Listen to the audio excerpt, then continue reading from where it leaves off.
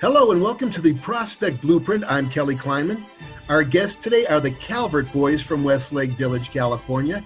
Dad Dave, Big Bro Bo, Middle Kid Josh, and Baby Bro Ethan. I say Baby Bro Ethan and Middle Kid Josh. All three of these kids are massive. And Dad's a pretty big boy himself. We got 4 linebackers here on the podcast for us today. Most of us would be very happy with just one D1 athlete in the family. But Dave has 2 currently, and he has 1 on the way. We're going to find out what their journey is looking like. Gentlemen, welcome to the Prospect Blueprint. Thanks for having us. Pleasure. Dave, question. How many gallons of milk and how many head of cattle have you guys consumed over the last decade? Truckloads of milk. I'm sure. What kind of diet are you guys on anyway? Is it, do you eat a lot of meat, a lot of protein? Do you do protein shakes? Yeah, I'm kind of more carnivore based, so a lot more meat. I get, as far as my greens, probably comes more in the form of smoothies and stuff. Okay. I don't really I can't sit down and eat greens, so I'll usually just blend those all up. But for the most part, what I'm eating is probably more meat. Mm-hmm. And because your best playing weight is about 230, 235 in that ballpark? Yeah, I'm like at 240 right now, but usually I like to kind of get down to 235 during the season. Okay. Josh? Yeah, How I about you? generally eat around the same thing as Bo. We get smoothies, pretty much every day. So that's like my general intake of all those things. And then around the playing weight, yeah, I'm 230 right now. So I'll probably either stay 230, maybe 227, somewhere around there. Ethan, you a big meat eater? Yeah, I eat a lot of meat too, but I'll drink a smoothie in the morning and then another one later on after I work out. So I usually drink about 2 a day. Now you're going to be a senior this year. What's your playing weight? Right now I'm like 220, hoping to get to like 225. Okay. All right. So you'll be around about the same size as your brothers. Yeah. Yeah. Dave, I want you to go ahead and introduce your sons one at a time, starting with Bo, where they go to school, what sports they played growing up, and give me a brief scouting report on each one. Oh gosh. Okay. Starting with Bo. Bo Calvert. His current position is linebacker at UCLA. He's also defensive captain at UCLA. He's a political science major there. Growing up, I think all the boys, but specifically Bo was the first, right? So he was the guy that was a trailblazer to everybody else. It was not that it was an experiment, but we just didn't know what or where or when or how. So we just did everything. Everything from be at the beach in the morning and baseball game in the afternoon and sometimes basketball game in the evening. So Bo participated in all the youth sports that you would normally think of. So football, basketball, baseball. I think at one point they were in tennis lessons for a while. Just kind of a mix of everything. And then going through middle school, I think that Bo got ejected from a lot of youth basketball games. So we kind of quickly, most either fouled out or got ejected from most basketball. Sure. Played as a freshman played basketball as a freshman at Sierra Canyon and football, and then transferred to Oaks Christian and finished his high school career at Oaks Christian the last 3 years. And from his sophomore to his senior year, he focused solely on football and training for football. And I think last time he played baseball was in 8th grade, and he had a great game. And we got in the car and he said, "That's the last time I'm ever going to play baseball, Dad." And so I said, "That's fine. You just do." I think the objective was just whatever you like, or whatever you love, whether it's bowling or tic-tac-toe or surfing or golf, whatever you like and that you enjoy and you're passionate about, and that's what we pushed as parents. So Josh is currently just finished his freshman year. He's a redshirt freshman at University of Washington. He is also plays linebacker, middle linebacker. Growing up, Josh was unique in that he was just good at everything. He could get on a skateboard and ride a skateboard, or he could get on a surfboard and paddle out and surf, or he could pick up a baseball bat and hit. And he never really had to practice much to do it. It just came naturally to him. Pretty gifted that way. And I think he started walking when he was about 7 months old. And when he was about 14 or 15 months old, we have video of it actually. He could swim a pool from one end to the other, and he could barely even speak at the time. So he was just one of those kids that, but also was really humble. So all the other kids really liked him. When we first moved to Westlake from Oxnard, nobody knew us, and you go to tryouts for youth baseball, and he was a foot taller than everybody, and he was just killing the ball in tryouts. And somehow he ended up on the B League, not the A League. And obviously it was, whatever reason it was, it is what it is. And he happily played on the B League for the whole season and made some really great friends, cheered on those kids that some of them could barely even catch. He would play catcher sometimes, and he'd throw the ball down when somebody's stealing, and the kid covering second would literally just get out of the way, like wouldn't even try and catch the ball. That was the B League, but he enjoyed it. And by the end of the season, I guess the powers that be said, okay, this, obviously this is a joke. This kid's on the B League. So he played the All-Stars on the A team for the All-Star. And I think he was like MVP of the whole series, All-Star series. So the humility, that Josh had, that he could mix with any group of kids, that was another attribute of his. Going into middle school and high school, again, Josh played everything, played soccer growing up, baseball, basketball. He was a kid that probably could have played 2 or 3 different sports at a Division I level had he focused on it solely. And Josh's sophomore year started at safety for Oaks Christian on the football team. I think he had something silly like 90-plus tackles, solo tackles or something. Well, that just tells you our defensive line maybe wasn't that great that year, but he had a ton of tackles. And then went and played baseball. The opening game was like in Palmdale. I don't know, Josh will probably remember, somewhere out in the desert. He hit a ground rule double. I think he hit a triple off the wall. He caught a ball in the outfield and threw a guy out at home, still in third. And but a couple of days before that, he had been offered by, I think it was Georgia as a sophomore. I think it was Georgia. We get in the car. So this is spring of his sophomore year. We get in the car and we're headed back home. It's an hour-and-a-half drive. And he was just quiet. And I was like, man, that was awesome. You played an amazing game. His coach is a former pro. MLB, actually 3 of his coaches were the pitching coach, the batting coach, and the head coach, Royce Clayton. And, they were all over Josh of like, you've got, I think it was his junior year, right, Josh? Not your sophomore year. You played your whole sophomore year, started varsity in his junior year. And he had guys that were coming out to see him. When he'd come up to bat, guys would come up and stand behind the fence, and then they would disappear. So obviously these are guys that are coming out that are scouting him. And his coach was really high on him, just going all the way. And we get in the car on the way home, and he says, he's just quiet. And I said, you had an amazing game. And I said, you okay? He said, yeah, I think that I've never focused on one sport before. And I just got this offer from the huge, powerhouse program. And I just wonder if I focus in one way, what I could do.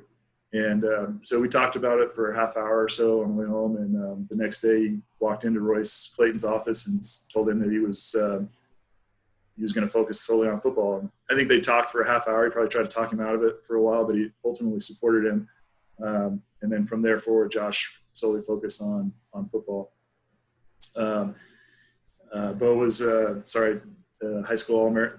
All 3 of these guys are unique in that they each met a level of a high school All-American, ESPN top 100 kid. And Josh was that. Hey, local guys. Yeah. I love it. Josh was that same kid. and was hoping that things would work out where he and Bo were going to play at UCLA together, and those paths didn't cross, and so he accepted a scholarship at the University of Washington, and early enrolled in January of 2019. Graduated half the year through his senior year, and then early enrolled. And as I said, Josh is a redshirt freshman at University of Washington. Ethan is our youngest son, and his roadmap is really a great story. I think that probably around Bo was probably 6 years old. Josh was around 5 years old, just turned 5, and so that would make Ethan around 3.5 years old. And when I first realized that I wasn't going to have to push these guys, or even suggested is the competitiveness of whether we would ride our bikes to the park or skateboards or play a hitting game in the garage or play a video game, whatever it is, it was constant competition between the three of them. And so as a father, it wasn't really me trying to – they've done everything on their own as far as athletic ability and training and eating and all those things. And so it wasn't me that's doing any of that. It was – I think the only thing that I really did was just fostered the platform for competition between them, and they competed. Their greatest competition, I think, in their lives was between themselves, not really anywhere else. So Ethan was the youngest, and not anymore, but was the smallest physically, just because he was younger. But always felt like he was the strongest, smartest, best moves, fastest, and his brain knew that and got defeated over and over and over again by these guys, like sometimes crushed, right? And he always kind of grew up as, oh, there's a third brother. Oh, I didn't know that. Or, oh, what's your name? You're Bo's brother? Or, what? Oh, you're Josh's brother? Oh man, okay, cool. Do you play sports too? So that was his. He got that a lot for most of his life, and I think his determination was, people are going to know my name, and they're going to ask Bo, oh, you're Ethan's brother, type of thing one day. And that's how he grew up, with sort of that chip and that edge. Same, he, grew up playing all those youth sports that normal kids would play: football, basketball, baseball, soccer. But he had the edge, I think, that Ethan had, was he had Bo sort of forging the way and watching him in decisions that he's making and things that he's going through, and how he's training and what recruiters he's talking to and how he responds to the media after games. And he had Josh, who's this like prolific guy that like literally doesn't have to practice and he's just good at everything, and Ethan is like a hybrid of the two. He has the speed that Bo possesses. He has a lot of the God-given talent of just coordination that Josh has, and then he just has his own mental determination that he's going to be the best because he's growing up in the shadow of these two guys. Ethan, Ethan's path is not that rankings or anything like that I think mean anything to any of us, but certainly he's taken what his brothers has given him and then taken it a little bit farther. So Ethan was invited to all 3 All-American games: the Under Armour, the Army All-American, and the Polynesian Bowl. He's a legit top 50 ESPN guy. Had, I don't even know how, 30 offers or so to Power 5 conference teams, and he's narrowed it down to a few. And unfortunately, with no football in the fall for CIF, he was hoping to make a commitment around now when the season's starting, so he can just go into his season and just play and be comfortable with not having to do recruiting. So Ethan's pathway to college is still open, and commitment hasn't been made, but certainly his brothers and I and a lot of people around him really have high hopes and standards for what he's going to do on a college level. Well, I saw the list of colleges that are knocking on your door. And I could just say when Ohio State knocks on your door and you're a linebacker or wide receiver, they offer you a trip, I would go. I know you guys go to UCLA and University of Washington. It's all good. By the way, Josh, we have a couple former Chicago Cub Scout team guys up there. It's James Cobelt and Johnny Tincher playing baseball. It's a great college. It's a great school. And, of course, UCLA, Chip Kelly, guy's phenomenal. Great coach.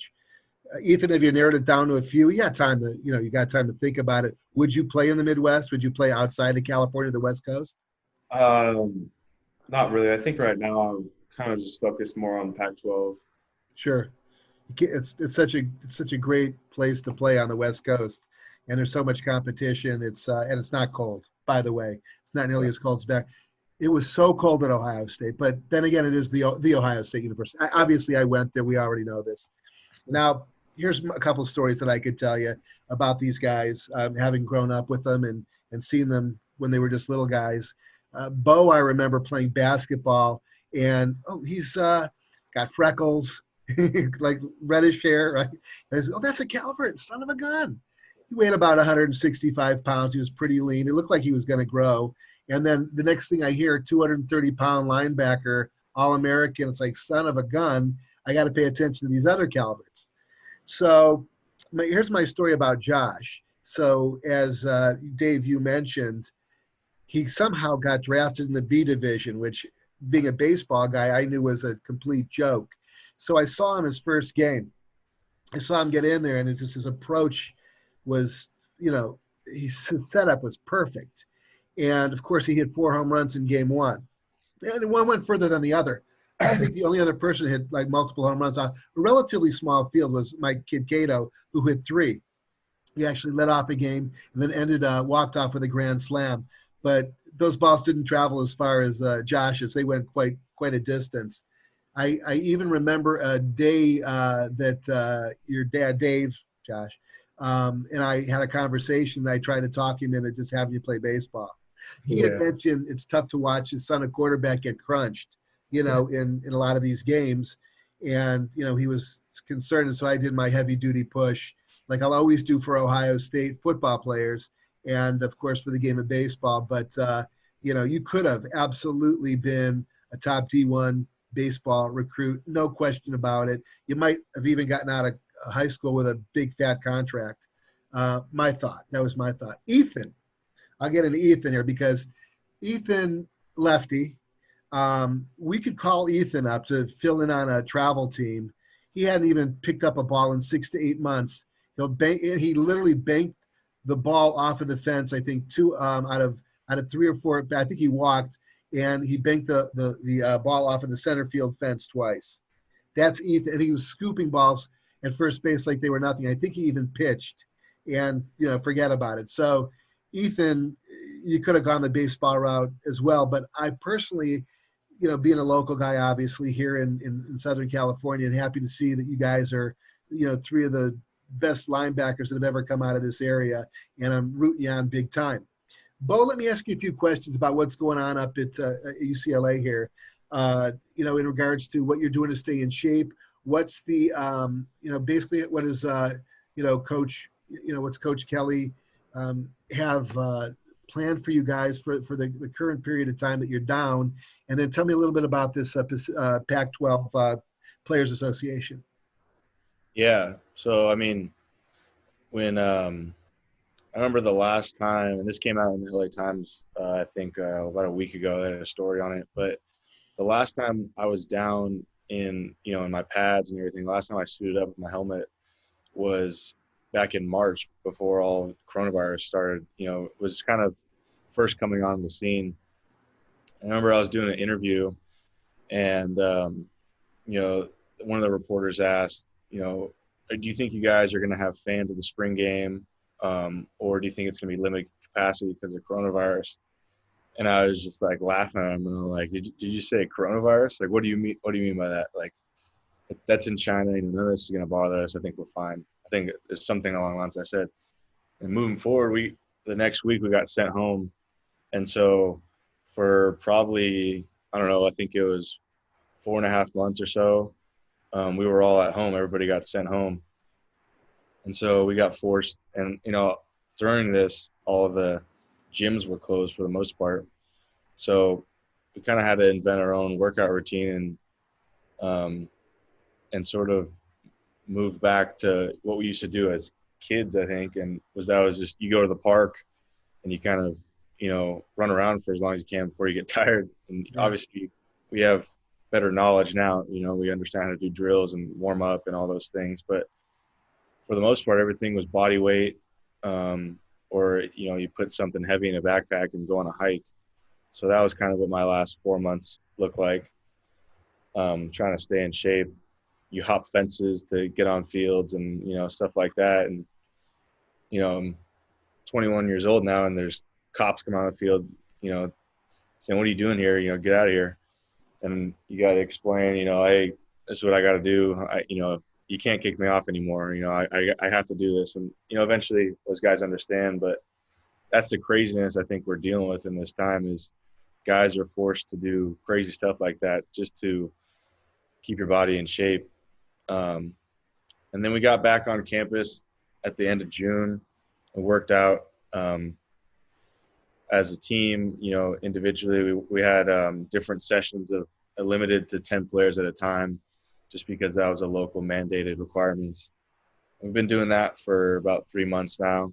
Mm-hmm. Still limited capacity in the weight room. We have to bring all the weights outside, just because the mayor is not really complying with a lot of stuff we want to do, just because I'm sure he's getting a lot of heat. But it's been tough. A lot of other schools in the Pac-12 even are able to do a lot more stuff than we are, just based on their local governance. So that's been frustrating. And then as far as Coach Kelly, moving on to that, my freshman year, when I first got there, that was Coach Kelly's first year. And actually, moving back even further, when I was in high school, my senior year, I broke my leg, and I was committed to USC the beginning of my sophomore year, all the way up until the rest of high school. And I had gotten, other offers and tons of attention from nationally on schools, and I was still talking to other schools, but for the most part, it was like, after about a month or so, I was like, thanks, man, but I'm committed to SC, type of thing with these coaches. So anyways, moving on, I broke my leg, and now all of a sudden, I'm one of five linebackers, or one of four linebackers who are All-Americans who are committed to SC. So it was me and three other guys, which SC does every year, right? And, Ohio State and those big-time programs are going to do every single year. But at this point, I've broken my leg, and I have no idea. I'd never had a major injury like that in my career.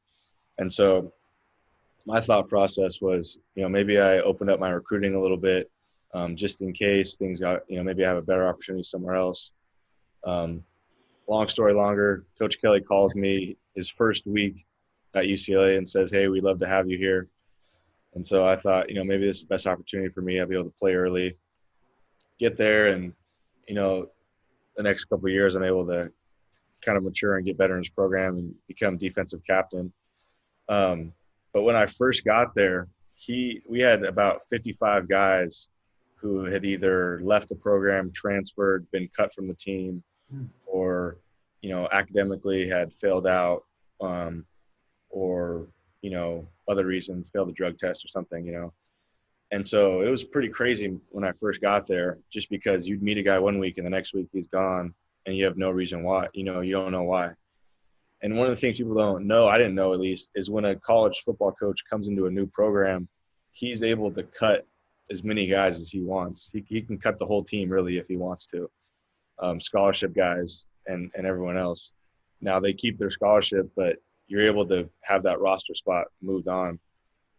So in my mind, looking back, I wasn't going to get cut. Right? He brought me there to play for him. But in my mind, every week I'm thinking I can get cut if I mess up. So it was kind of a humbling experience, and it felt almost like being in like an NFL program, just because every week, the next week you go into workouts and those guys aren't there.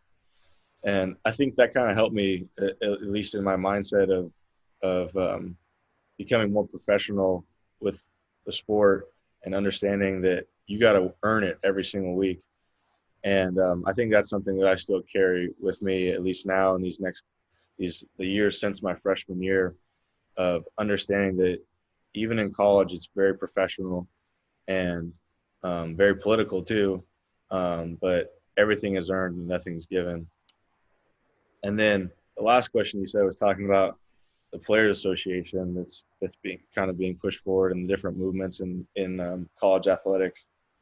And I think it's a very interesting time. Like I said, there's the coronavirus going on, and there's all these social movements that are being, causing a lot of chaos in society in the U.S. And because of that, people have the opportunity to fight for things and be able to get attention that they wouldn't normally be able to get front page news, right?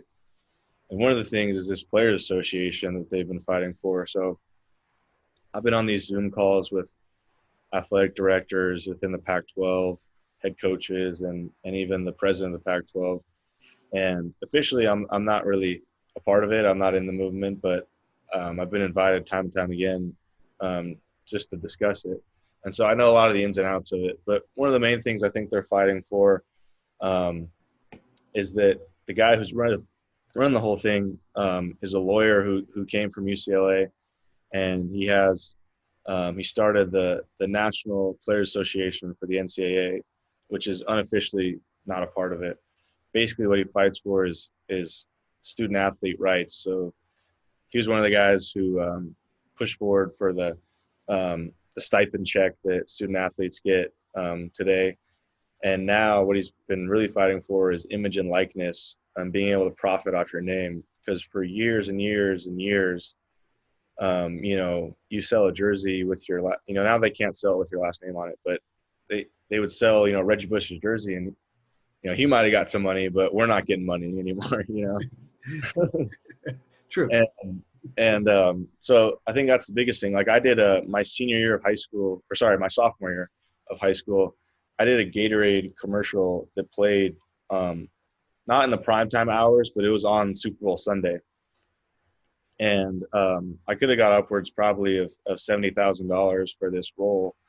And I wasn't able to make a dime off of it because of the NCAA eligibility of my image and likeness. I was a football player in this commercial, and through the NCAA, they want all the money, so I wouldn't have been able to make any money. So it all had to get signed away, and I think that's wrong. There's a lot of guys that have a platform of thousands of followers on social media, and they post a YouTube video, and now YouTube wants to pay them, and they can't make any money. They got to sign it all away. I didn't know that. Yeah. That's the way it is now? Yeah, all of your image and likeness, anything you can profit off of within your name, even if it's outside of football, the NCAA controls you. I heard that. My kids have, between the two of them, almost 500,000 TikTok followers. Dang. And they're getting a little bit of money. I didn't say that. Interesting. Very interesting. So how many more years of eligibility do you have, Bo? Now I have 3. The NCAA just announced that they're giving another year this year. Really? Yeah. Oh, that's right. But they did that several months ago. They just announced it like 2 days ago. That what?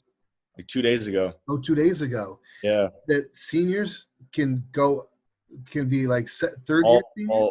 All fall sports. Fall sports. Okay.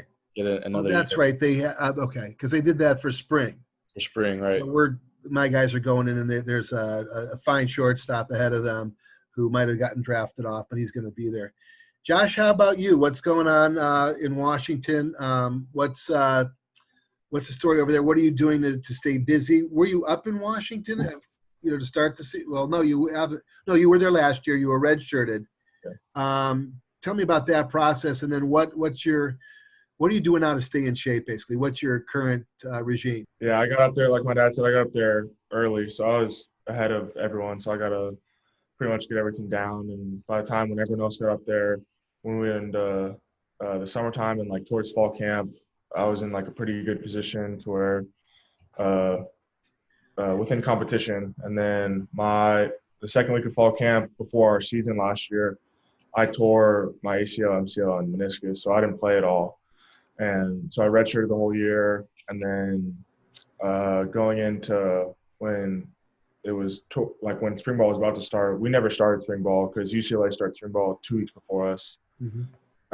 We all got shut down, and then they sent us home. So the coronavirus pandemic actually, in a weird way, kind of was like a blessing in disguise for me because there was no spring ball. No one for competition got to move up the depth chart, which I would have just been at the bottom because I wasn't even able to play during that time. So when that happened, I came home and did rehab here at Body Logic with Scott Blatt, and that was probably like the best thing that could have helped me was no football and no one could do anything to try and get the starting spot. So I was doing rehab for probably however long I was here, 3 months, however long. And then that was towards the end of my rehab though. And then I went back up to school whenever it was, June 15th, something around there. And we worked out. We were actually more open than UCLA was. So we got up there and just started working out like regular. They moved our whole entire weights in our weight room. Our weight room is under the football field. So you walk out and you're on the field.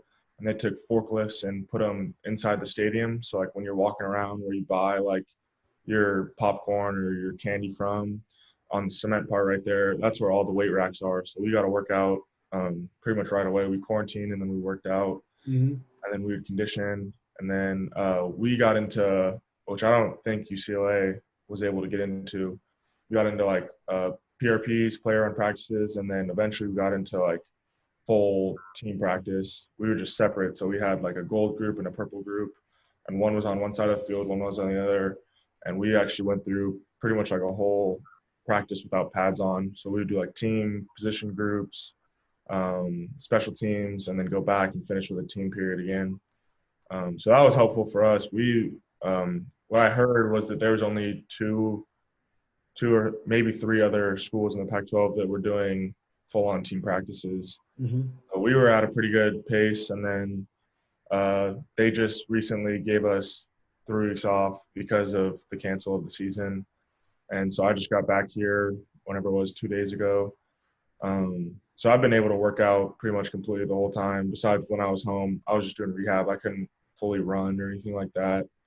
But now it's just we get 3 weeks off. I'll work out at home with Bo and Ethan, which is probably, if not the same thing as working out up there. I mean, I have 3 guys that, like my dad said, all-American linebackers that I could work out with, and we could figure out what we need to do.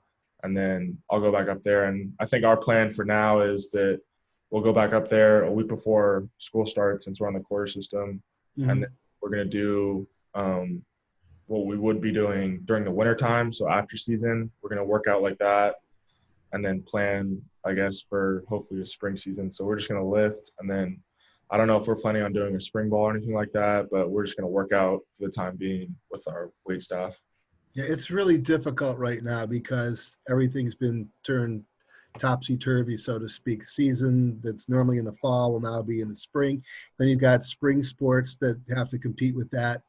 And then sort of not having your body clock the way it's normally aligned. You're ready to play football in the fall. Now you got to drag it out another 6 months. It just doesn't feel right. You know, I think we're experiencing a little bit of that with the NBA ratings being down. Nobody really wants to watch basketball right now. You know, they want to watch, well, who knows what they want to watch right now, but basketball certainly is suffering. How's Coach Lake handling this? So you were able to get some practice, and you had you said, was it purple and gold?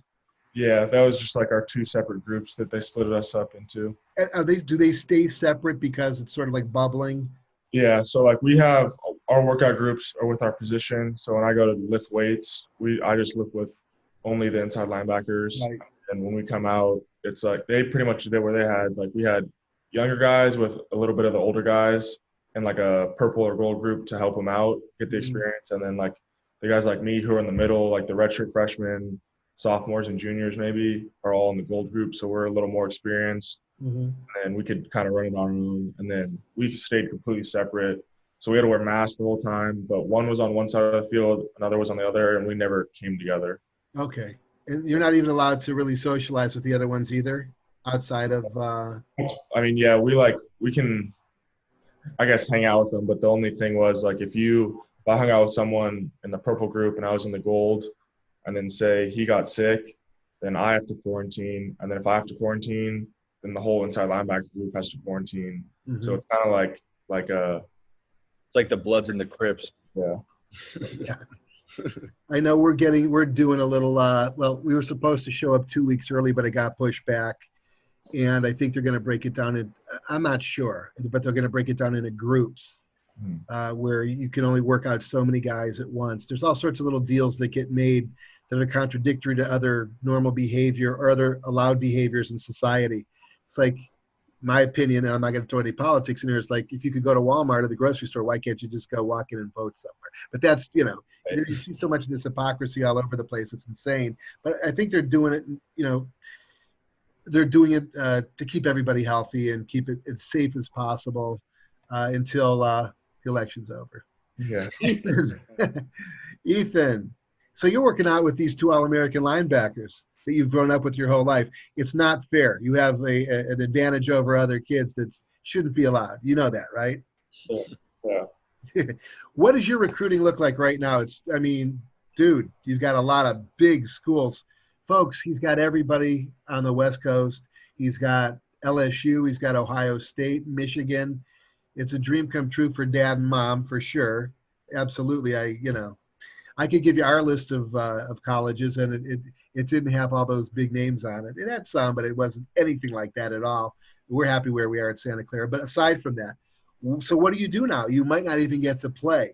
You have to stay in shape. We see at the gym. We see over there at the Athletic Society from time to time.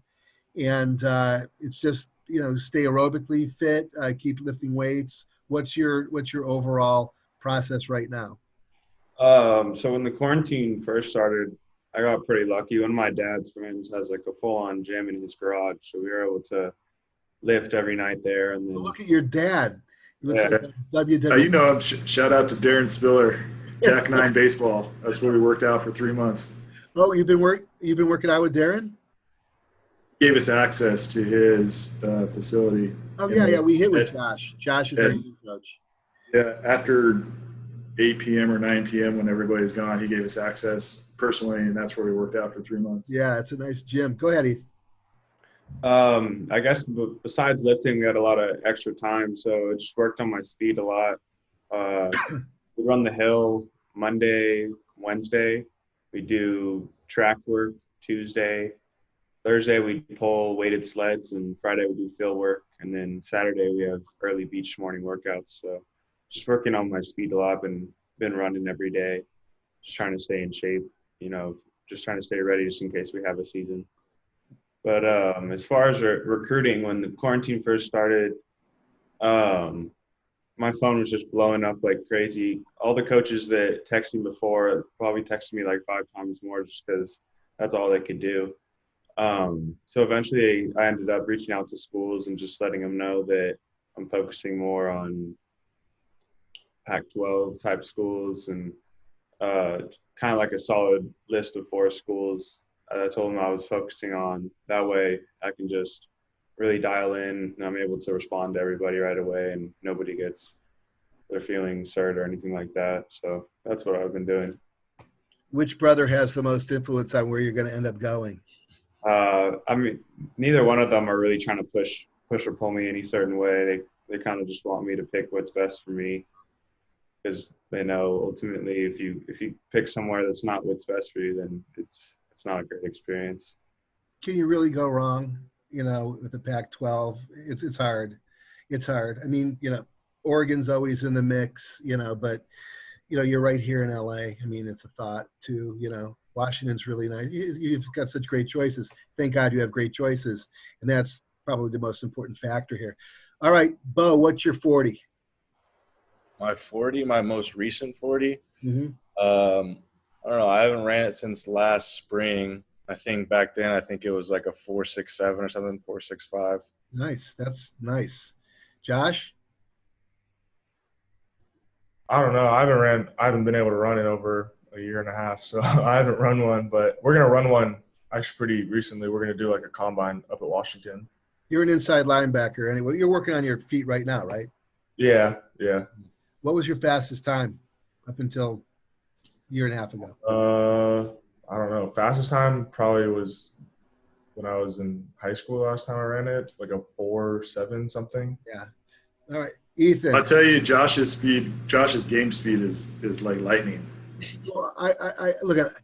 I watched Josh play. I went back and watched some of his video. I'm going to get into everyone's video after we get off of this, just because I enjoy it. Damn, that's an agent calling right now for Josh.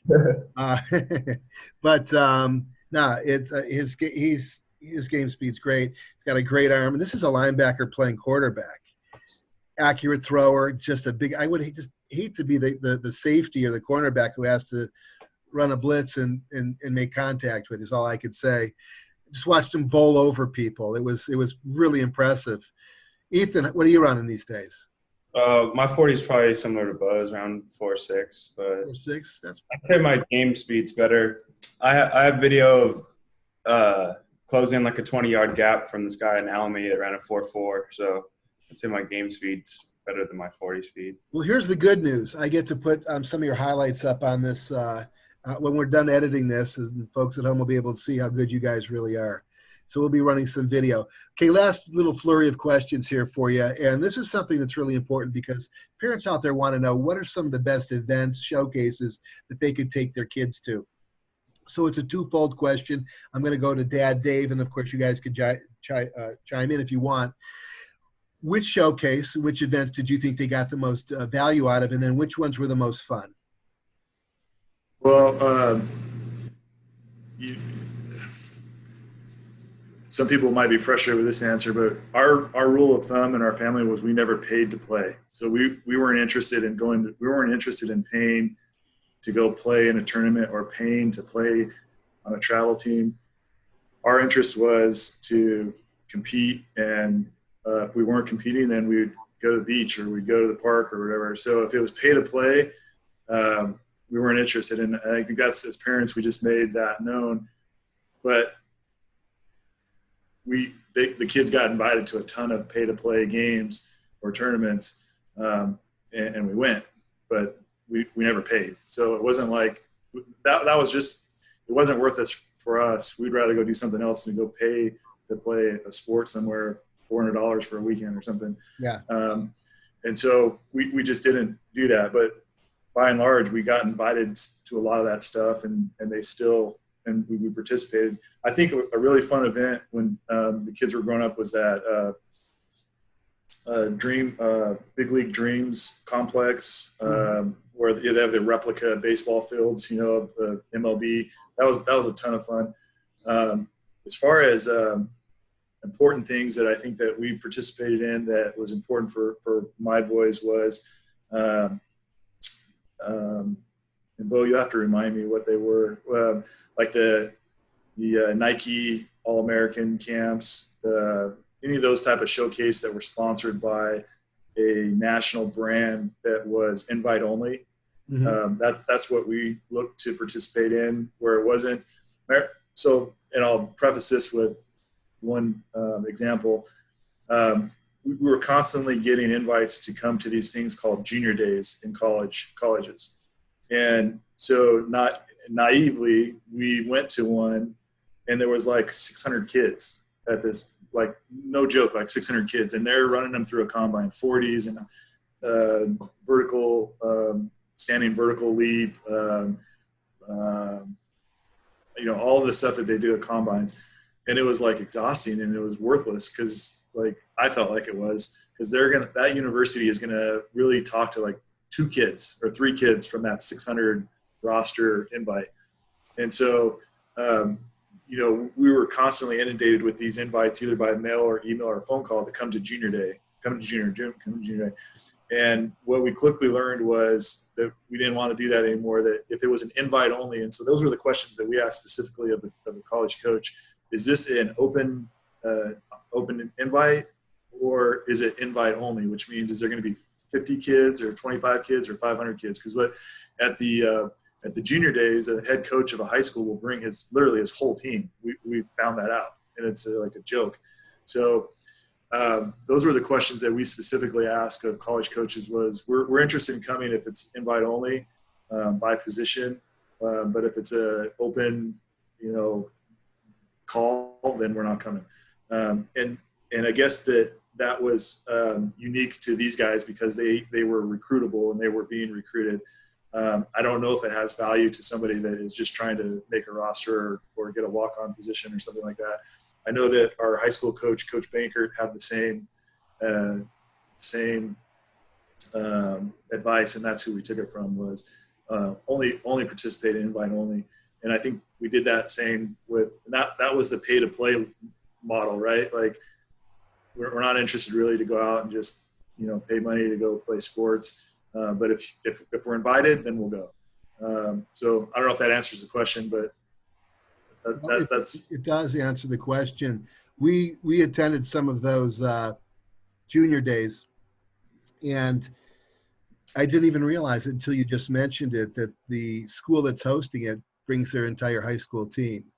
And standing out is really difficult. Now, you boys are huge. So as soon as you walk onto the field of any field, the checklist. My guys are relatively smaller. They're smaller players because, being undersized, we didn't have the exposure. We weren't getting the looks for All-American. I'm not saying that we weren't qualified. I think my guys are as good as most guys out there. Not all, but clearly they're up there. So for some, though, I think you have to, or you're just not going to get the looks. But I'll say one more thing along those lines, just because when I was coming up, I was not saying that it was harder for me, but there was nobody ahead of me, at least that now that people can look at on Josh and Ethan to verify, hey, this kid's this way and this way, and we don't need to see his 40 time or anything. We just need to see him in practice. For me, I didn't have any of that. So I think the best thing for me, as far as getting my name out there, was I was constantly on Twitter and trying to follow every single coach that I could that was on Twitter, and then messaging them exhaustingly to the point where they would have to follow me back and have to message me back. And that was something I did really early in my career, my sophomore year in high school. And I think that, email, I think you can also get to. I know that Josh Kelly, the running back that just came out of UCLA, he's got a really interesting story where he was a walk-on at UCLA, and he went to a JUCO before, and every week he would call a running back coach and say, hey, I just want a walk-on position. I just want to be here. That's all I want. That's all I need. And, we didn't have any space for him, and kept calling. Anyways, walks on, spends a whole 8 months, paying his full tuition, paying for his books, paying for his room and board, all these things, and then has a breakout season 2 years in a row, and he gets drafted in the 4th round for the Chargers. And, he went on to have those next 2 years he was on scholarship. But I guess the biggest thing that I want to say is that going from the camps to that, if you're going to go to these camps where nobody's there, you might get more exposure one-on-one time of constantly calling a coach that you have his number, or that somebody has their number, and being able to just exhaust them to the point where they at least have to pick up the phone. Yeah, that's great advice. Absolutely. And even the head coaches will tell you that. Reach out to us, send video. I'll tell you this. I'll tell you a quick story, and then you two guys got to go. Ethan and Josh, we got to get what your thoughts are on some of your favorite events. But the coach that eventually recruited Cato and Casey went to an event. He said he normally doesn't really get any recruits out of there, because if you can afford to go to it, that's the kind of kids that show up, the ones who've got the money. You don't necessarily get the best players. But he said that, that the best thing to do really is to, get footage out there and make a phone call, try to go one-on-one and try to get someone's attention that way. That a lot of these events are, well, he didn't say this, but I happen to know that a lot of these events draw people in because they can afford to do them, and people make a living off of them. And a lot of the coaches that show up are assistant coaches who aren't getting paid, so this is their payday. And then sometimes they're just guys who are alumni wearing polo shirts of that school. So you don't always know who you get. We decided that the only things that we were going to do were things that had head coaches. But Bo, I love your approach, because that would be what I would preach to everybody and anybody. Kids, get out there, be proactive, and make an effort. call the colleges that you want to play at, send video, maybe show up to one of their showcases because it's probably money best spent, especially if you've established that relationship with a coach. Josh and Ethan, what's your favorite event so far? Ethan, you still have a few to go from what I can tell, right? Yeah. I was really looking forward to the Polynesian Bowl just because it's in Hawaii. You get to hang out there for like a whole week, and they bring you through a bunch of Polynesian culture and stuff like that. Sure. The most fun event for me probably is just when I was little and we'd travel for baseball and stay in a hotel with the team, and everyone would just, mess around in the hotel pool, and we'd all get out and go play a game. So that's probably the most fun for me. Mm-hmm. Josh? Yeah, I'd probably say I had a lot of fun when we would go to the USA tournament in Arizona for baseball. I thought that was really fun just because, like, you go through a whole entire little thing, but then it's not just like a little camp where you get whatever they time you. They test your throw from right field to third base, but then you play like a whole tournament against pretty much the top teams in the nation. And then it's like a real experience of there's a tower where everyone's watching you and they watch everything. And then I remember we played in one game. I can't even remember what the name of the team was called, but their team was stacked, like had D1 guys all over it. And the Canes? It might have been. Yeah. I don't know who it was, but I was up to hit bat, and I think the pitcher was committed to UCLA or SC or something, but there's still a bunch of guys there. I'm pretty sure most of them actually were pro scouts because he got drafted out of high school.